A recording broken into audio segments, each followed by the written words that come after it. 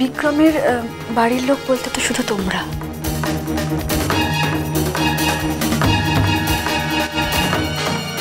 ছোটবেলা থেকে তো এতগুলো বছর ওর প্রতি কোনো ডিউটি তোমরা পালন করতে পারোনি।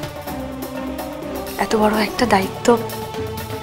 একটা দায়িত্ব পেয়ে হাতছাড়া করবে?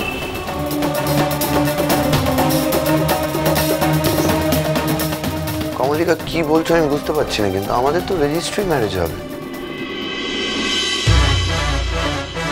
আর নিজেদের লোকেদের শুধু বাড়িতে ডাকবো। সেটাই ভেবেছিলাম, বিশ্বাস করো আমি সেটাই ভেবেছিলাম। কিন্তু এখন যখন তোমার মায়ের পরিচয় জানা হয়ে গেছে, মামা বাড়ির পরিচয় জানা হয়ে গেছে, আমার খুব লোভ হচ্ছে একটু সুন্দর করে অনুষ্ঠান করে বিয়েটা হোক।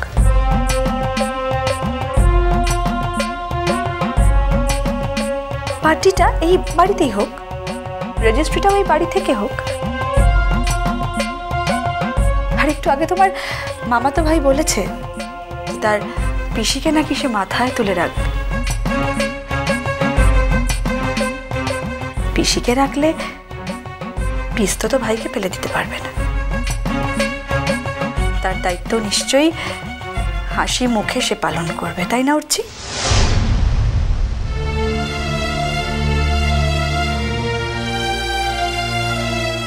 আমার কোনো আপত্তি নেই এতে।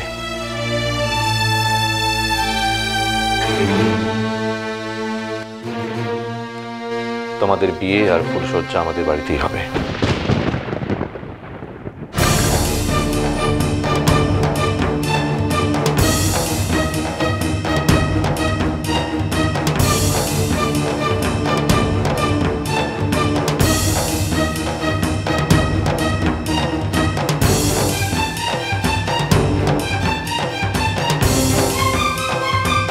কমলিকা,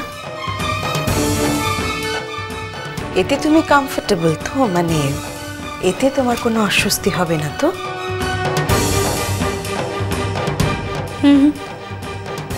কিসের অস্বস্তি? যেটা আগে শ্বশুর বাড়ি ছিল সেটা মামা শ্বশুর বাড়ি হলো, এটা তো অস্বস্তির কিছু নেই।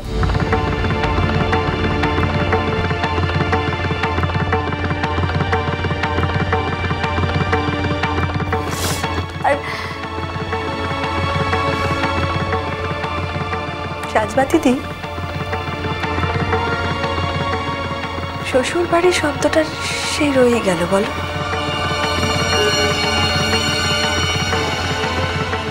জেঠুমনি, আই এম সো সরি গো। সেই আমাকেই তোমাদের বাড়ির বউ হিসেবে মেনে নিতে হচ্ছে।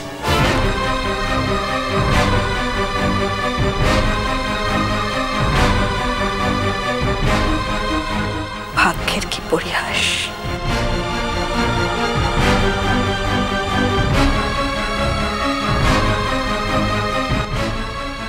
ও কি বলছে গো? আমি কিছু বুঝতে পারছি না। পিসিমণি, আমি তোমাকে পরে বুঝিয়ে বলবো। পরে কেন, আমি এক্ষুনি বুঝিয়ে বলছি।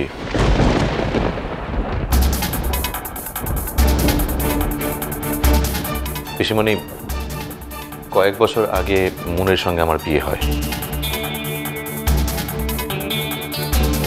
কিন্তু আমাদের সেই বিয়ে টেকেনি, ভেঙে যায়।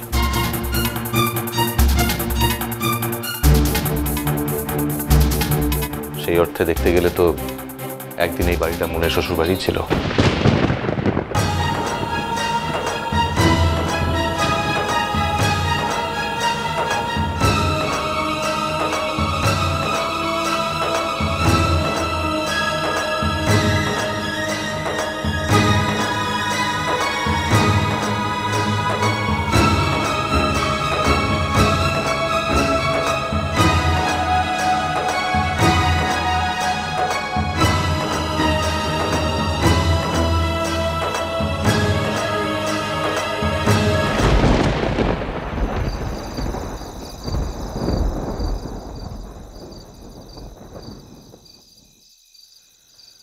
তাহলে বিক্রম,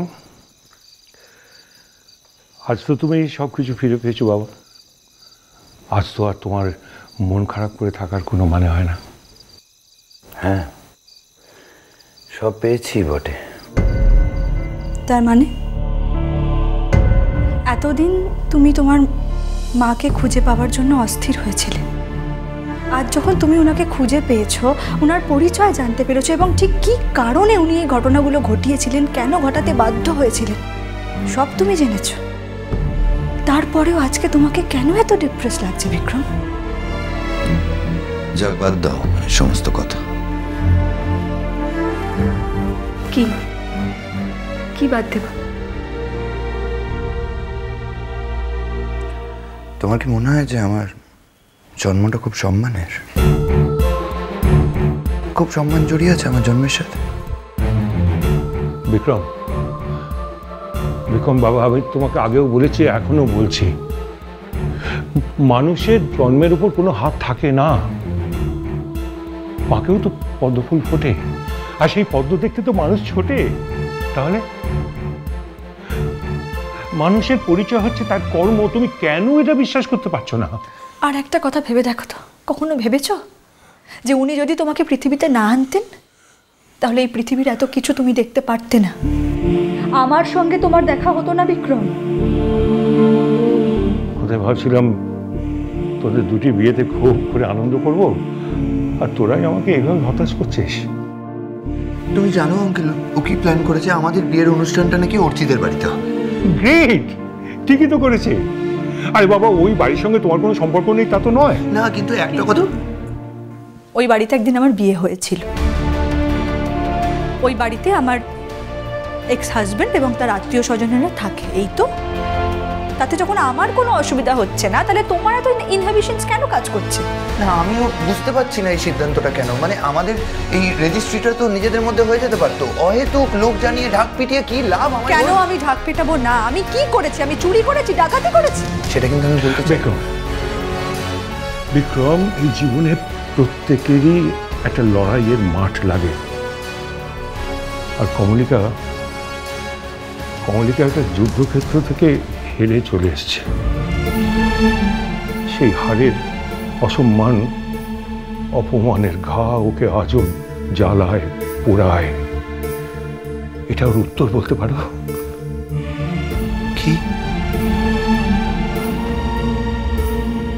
আমি তো ভেবেছিলাম যে তুমি অন্তত এটা বুঝতে পারবে। ওই বাড়ি থেকে একদিন বিনা দোষে আমাকে মাথা নিচু করে চলে আসতে হয়েছিল বিক্রম।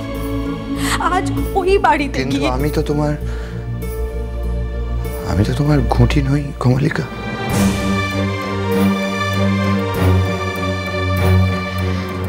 হ্যাঁ, তুমি কিভাবে সেটা ইন্টারপ্রেট করবে সেটা সম্পূর্ণ তোমার ব্যাপার। কিন্তু আমার মনে হয়েছিল যে আমার একদিনের হার আজকে আমার অহংকার হয়ে ফিরে এসেছে। আমি ওই হারটাকে উপেক্ষা করতে পেরেছি আজকে তোমার জন্য। আজকে আমি যে লড়াইটা লড়তে পারছি তার শক্তি আমাকে তুমি দিয়েছো। হ্যাঁ, তুমি অন্যভাবে ভাবতেই পারো। সবসময় যে তোমার ভাবনার সঙ্গে আমার ভাবনা মিলতেই হবে তার তো কোনো কারণ নেই। কিন্তু ম্যাম সাহেব, আমি কিন্তু কথাটা সেইভাবে বলতে চাইনি।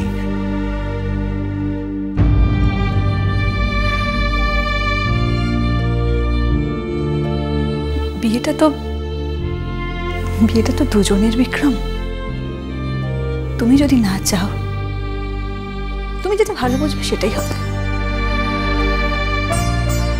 লড়াইটা আমার একার ছিল, আমার একারই আছে, তোমার সঙ্গে তার কোনো যোগাযোগ নেই।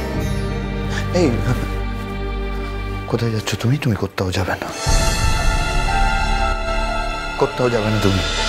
মিষ্টি কুটু মিষ্টি কুটু মিষ্টি কুটু।